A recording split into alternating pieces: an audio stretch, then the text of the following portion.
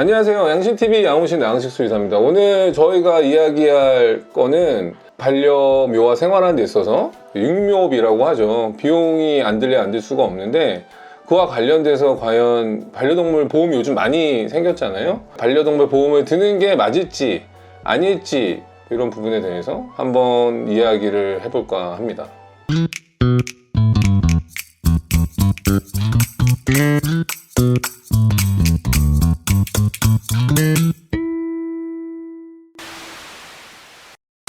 반려동물 보험은 어떻게 보면은 뭐 사람의 경우에는 크게 두 가지죠. 국가에서 지원하는 이제 국민건강보험공단이 있죠. 그런 경우에는 제가 이제 일을 하게 되면 4대 보험이라고 해서 보험료, 건강보험료가 자연스럽게 이제 제해진 상태에서 대신 내가 이제 병원에 갔을 때 그 혜택을 받게 되는 게 일단 기본적인 사람의 건강보험료가 있고, 그 다음에 뭐 성대모사 할 수도 있고 이순재 씨가 있잖아요. 묻지도 따지지도 않고 이거 있잖아요. 그런 것처럼 실손보험, 이제 이런 것들이 실손보험이죠. 한 특정한 질병에 대해서 내가 추가로 이 질환에 걸리거나 문제가 생겼을 경우에 내가 뭐 보상을 받겠다 라는 게 이제 어떻게 보면 실손보험이라는 시스템이에요.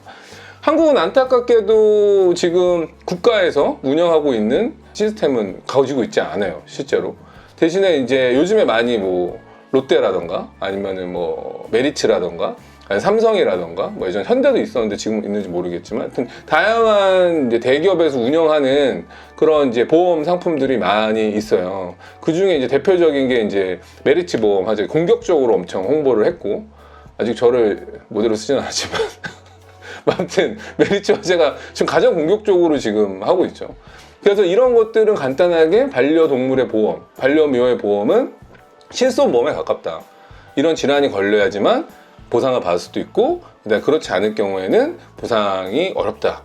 뭐 그리고 자동으로 뭐 국가에서 떼가는 돈이 아니기 때문에 내가 가입해야지만 돈을 내는 거다. 약간 이런 개념으로 생각하시면 좋을 것 같습니다. 그래서 얼마나 지금 반려동물 세계적으로 가입을 많이 하냐라고 봤을 땐 2017년 미국 반려동물 보험 산업협회에서 조사를 했어요. 조사를 했는데 스웨덴이 일단 1등입니다. 스웨덴의 경우에는 반려동물 보험 가입률이 40% 가까이 되고, 그 다음에 다른 나라 여타 국가들도 있는데 영국 같은 경우는 한 10% 정도, 가까운 일본 같은 경우는 생각보다 낮아요. 생각보다 낮는데 6% 정도 반려동물 보험에 가입돼 있다라고 합니다. 근데 이렇게 많이 생길까? 왜 많이 생길까? 우리나라에선 그 이유는 많이 가입을 안 했기 때문에. 많이 가입을 안 했고 대신 가입할 여지가 있으니까 이제 시장이 계속 뛰어드는 겁니다. 그래서 현재 한국 같은 경우는 0.02% 정도 지금 반려동물 보험에 가입을 한 걸로 추정되고 있고, 아마 최근에 가입률이 급증했어요. 한 특정 회사를 말하기 좀 그렇지만 메리츠에서 하는 페퍼민트라는 상품을 많이 홍보를 하고 있기 때문에 그거의 가입률이 상당히 높아져서 뭐 다들 지금 엄청 몇만 명 수준으로 지금 상당히 가입률이, 저는 급속도로 가입을 한 걸로 알고 있습니다. 상당히 많은 양이에요. 왜냐면은 현재 한국에 반려동물과 생활하고 있는 가구의 수는 보통 25% 정도를 보거든요. 왜냐면 2천만 가구 중에 대략 500만 가구 정도가 지금 반려동물과 생활을 하고 있고, 그 중에 반려동물의 마리수는 개의 경우가 660만 마리, 고양이가 210만 마리 정도를 추정하고 있기 때문에 그 중에 한 2만 명 정도가 가입을 했다면 상당히 0.02%에서는 올라간 수치가 되지 않을까라는 게 제 개인적인 생각이기는 해요. 그러면 해외 같은 경우는 왜 반려동물이 정착이 됐냐라고 했을 때 미국의 경우에는 좀 나은 상황인데 24시간 헬프 시스템이 좀 있어요. 24시 7 이런 서비스를 제공하고 있는데 무슨 이야기냐면은 보험 가입자에 한해서는 아마 24시간 상시 대기 상담을 해주는 수의사 서비스를, 아마 상담 서비스를 제공하는 걸로 알고 있습니다.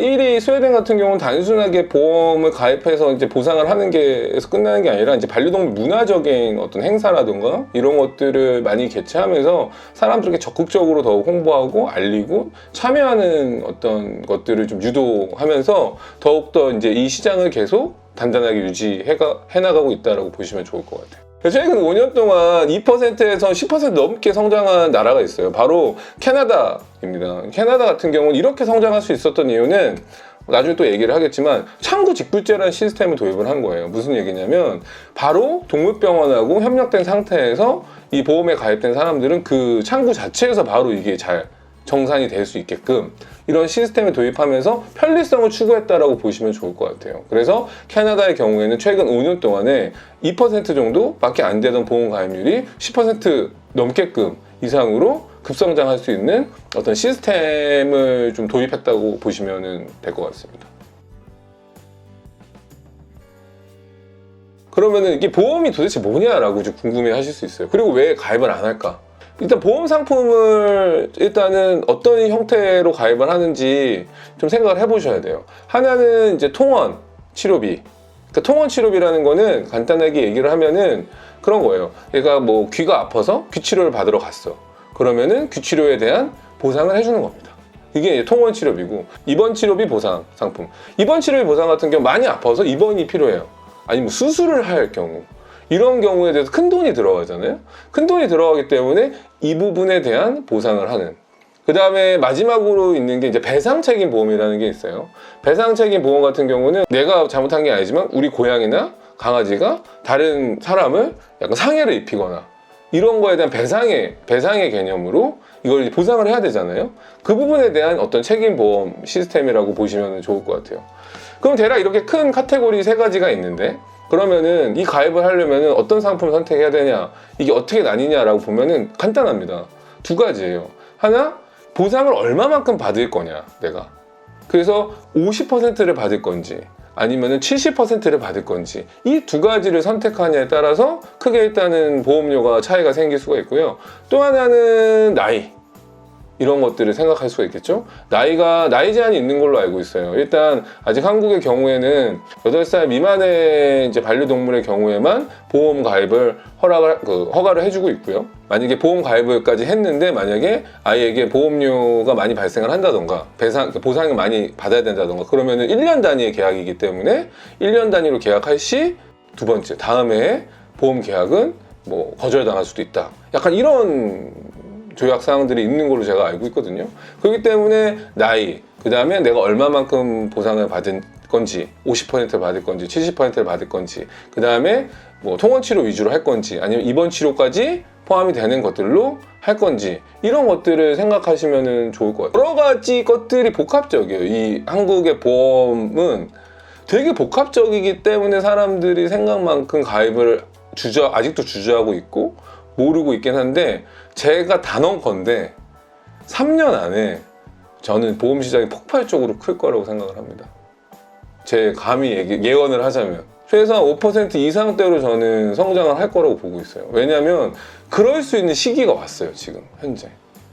그리고 저도 체감을 하고 있는데, 근데 몇 가지의 걸림돌들이 있어요. 풀어야 할 매듭들이 있기 때문에 이것만 잘 풀어 나가게 되고 잘 협조가 되고 그다음에 인식이 바뀐다면은 제 생각에는 한국의 반려동물 시장도 커질 수 있다 라는 게 제 조심스러운 뇌피셜이긴 합니다. 뭐 아닐 수도 있어요. 나한테 뭐라고 할 건 없고. 그래서 대략적으로 정리를 하면 이런 것들을 잘 감안을 해서 보험을 가입을 하셔야 되고, 그 다음에 일단 한국의 보험 시스템은 아직 홍보가 잘 안 됐던 부분이 있었지만 메리츠에서 적극적으로 홍보했죠. 마케팅을 엄청 했어요. 아직 저를 안 썼기 때문에 공격적으로 하더라고는 저는 생각하진 않고 있지만, 아무튼 그런 부분도 있고, 그 다음에 사람들도 이제 관심을 갖기 시작했고, 병원들도 이제 사이트에 들어가면은 아까 그 창구에서 바로 동물병원과의 관계, 동물병원 협업을 하는 그런 시스템을 도입하기도 했어요, 메리츠 같은 경우는. 그래서 그 협력된 병원들 리스트가 쭉 있습니다. 자동 청구 시스템처럼. 그래서 그런 것도 지금 시도를 하고 있고, 물론 이 부분에 대해서는 약간의 말이 좀 있어요. 약간 수의사들의 관점과 보험회사의 사측의 관점이 약간은 충돌하는 부분이 있어서 이 부분에 대해서는 제가 자세하게 설명드리기는 좀 힘들고요. 대신 조심스러운 부분이 있습니다. 이 부분도 어떻게 보면 풀어나가야 될 부분 숙제라고 저는 생각을 하고 있어요. 이 부분만 더 잘 해결이 되면 제 생각에는 되게 간단하게 가입을 해서 많은 혜택을 받을 수 있지 않을까라고도 저는 생각을 하고 있습니다.